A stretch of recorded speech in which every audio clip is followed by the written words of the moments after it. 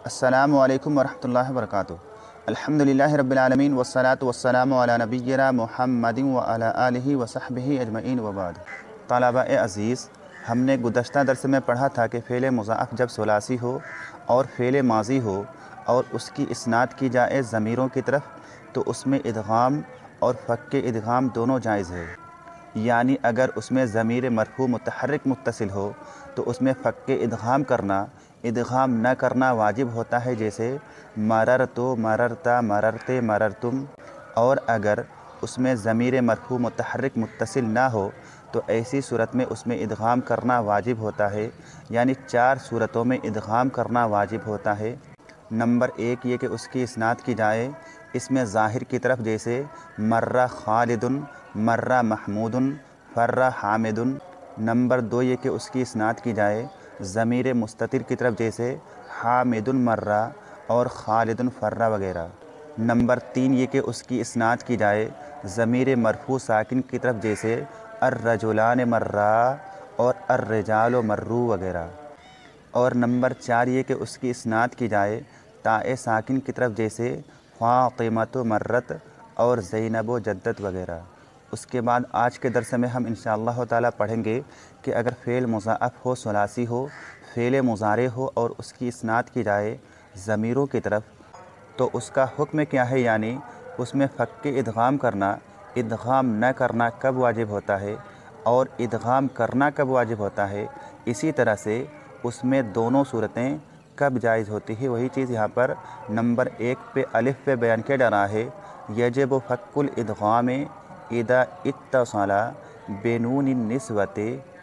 کہ فعل مضاعف میں جب کہ وہ ثلاثی ہو اور فعل مضارع ہو اس میں فک ادغام کرنا، ادغام نہ کرنا واجب ہوتا ہے، اذا اتصل بنون النسوۃ، جب کہ اس فعل میں نون نسوہ جس کو نون ضمیر بھی کہا جاتا ہے وہ متصل ہو۔ جیسے مثال دی جا رہی ہے، فنقول، پس ہم کہتے ہیں، البنات یمررن، یشددن، یجددن۔ تو ان تینوں مثالوں میں، یعنی یمررن، یشددن اور یجددن، ان تینوں مثالوں میں نون نسوہ متصل ہے، نون ضمیر متصل ہے، اسی لیے ان تینوں کو فک ادغام کے ساتھ ادغام کیے بغیر استعمال کیا گیا ہے، جس سے معلوم ہوا کہ اگر فعل مضاعف ثلاثی ہو، فعل مضارع ہو اور اس کی اسناد کی جائے نون نسوہ کی طرف، نون ضمیر کی طرف، تو اس میں فک ادغام کرنا واجب ہوتا ہے۔ اس کے بعد آگے بیان کیا جا رہا ہے کہ ایسے فعل میں ادغام کرنا کب واجب ہوتا ہے، یجب الادغام فی الحالات الآتیۃ، ایسے فعل میں آنے والے حالات میں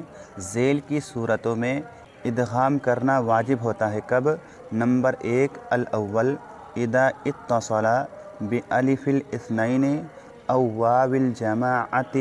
او یاء المخاطبۃ، ای اذا کان فعلا من الافعال الخمسۃ، کہ اذا اتصل بالف الاثنین، جبکہ اس فعل میں الف تثنیہ متصل ہو، او واو الجماعۃ، یا واو جمع متصل ہو، او یاء المخاطبۃ، یا یاء مخاطبہ متصل ہو، ای اذا کان فعلا من الافعال الخمسۃ، یعنی یہ کہ وہ فعل افعال خمسہ میں سے ہو، 5 افعال میں سے ہو، تو ایسی صورت میں اس میں ادغام کرنا واجب ہوتا ہے۔ افعال خمسہ سے مراد یہ ہے کہ فعل میں الف تثنیہ متصل ہو، جیسے یفعلان، تفعلان، یا واو جمع متصل ہو، جیسے یفعلون، تفعلون، یا یاء مخاطبہ متصل ہو، جیسے تفعلین۔ گرچہ کہ اس طرح کے افعال کی تعداد 7 ہے جن میں الف تثنیہ، واو جمع اور یاء مخاطبہ متصل ہوتی ہے، یعنی جن 7 صیغوں میں نون اعرابی کا استعمال ہوتا ہے، لیکن چونکہ تفعلان کا صیغہ 3 مرتبہ ڈبل آتا ہے، مکرر آتا ہے، اسی لیے اس کو ایک ہی مرتبہ شمار کر کے 7 کے بجائے 5 مان کر کے ان کو افعال خمسہ کہا جاتا ہے، یعنی یفعلان، تفعلان، یفعلون، تفعلون اور تفعلین۔ تو یہ 5 صیغے اگر فعل مضاعف ہو، ثلاثی ہو اور فعل مضارع ہو تو ایسی صورت میں اس میں ادغام کرنا واجب ہوتا ہے، جیسے یہاں پر مثال دی جا رہی ہے، یمران، یمرون، تمرین۔ اسی طرح سے یجدان، یجدون اور تجدین، इन तमाम अफ़आल में इदग़ाम किया जा रहा है, फ़क्के इदग़ाम नहीं किया जा रहा है। उसके बाद दूसरी सूरत बताई जा रही है कि जब फ़ेल मुज़ाअफ़ सुलासी हो, फ़ेल मुज़ारे हो और उसमें इदग़ाम करना वाजिब होता है, इदा उसनेदा इला इस्मिन ज़ाहिरिन औ ज़मीरिन मुस्ततिरिन वलम यकुन मजज़ूमन, कि जब उसकी इस्नाद की जाए इला इस्मिन ज़ाहिरिन, इसमें ज़ाहिर की तरफ, औ ज़मीरिन मुस्ततिरिन या ज़मीर मुस्ततिर की तरफ, वलम यकुन मजज़ूमन, लेकिन वो मजज़ूम ना हो, उससे पहले कोई ऐसा हर्फ ना हो जो कि फ़ेल मुज़ारे को जज़्म देने वाला हो, लम, लम्मा, लाम अम्र, लाइन नहीं और इन शर्तिया, इस तरह के हरूफ में से कोई हर्फ ना हो, तो ऐसी सूरत में उसमें इदग़ाम करना वाजिब होता है। जैसे कि यहाँ पर मिसाल दी गई है, यमुर्रु मुहम्मदुन लन यमुर्रा मुहम्मदुन, मुहम्मदुन यमुर्रु मुहम्मदुन लन यमुर्रा। इन चारों मिसालों में से जो ऊपर की दो मिसालें हैं, इन दोनों मिसालों में फ़ेल की इस्नाद की जा रही है इसमें ज़ाहिर की तरफ, और नीचे की जो दो मिसालें हैं उन दोनों मिसालों में फ़ेल की इस्नाद की जा रही है इसमें ज़मीर की तरफ, और ये अफ़आल मजज़ूम नहीं हैं, हालत जज़्म में नहीं हैं, इनसे पहले कोई ऐसा हर्फ नहीं है जो कि जज़्म देने वाला हो, बल्कि ये या तो हालत रफ़ा में है या हालत नसब में है, इसीलिए यमुर्रा इदग़ाम के साथ पढ़ा जा रहा है। उसके बाद आगे बयान किया जा रहा है नंबर 3 जीम पे बयान किया जा रहा है, यजूज़ु फ़ीहि अल इदग़ामु वल फ़क्कु इदा उसनिदा इला इस्मिन ज़ाहिरिन औ ज़मीरिन मुस्ततिरिन व काना मजज़ूमन, के ऐसे फ़ेल में इदग़ाम और फ़क्के इदग़ाम दोनों जायज़ है, इदग़ाम करना और इदग़ाम न करना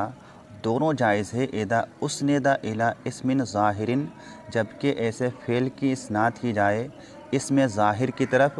औ ज़मीरिन मुस्ततिरिन या ज़मीर मुस्ततिर की तरफ, वकाना मजज़ूमन, और वो मजज़ूम हो, तो ऐसी सूरत में उसमें इदग़ाम करना और इदग़ाम न करना दोनों सूरतें जायज़ हैं। जैसे कि यहाँ पर मिसाल दी जा रही है, लम यमुर्रा मुहम्मदुन, इसी को लम यमरुर मुहम्मदुन भी पढ़ा जा सकता है इदग़ाम के साथ, लम यमुर्रा मुहम्मदुन, और बग़ैर इदग़ाम के फ़क्के इदग़ाम के साथ लम यमरुर मुहम्मदुन, दोनों सूरतें जायज़ हैं। इसी तरह से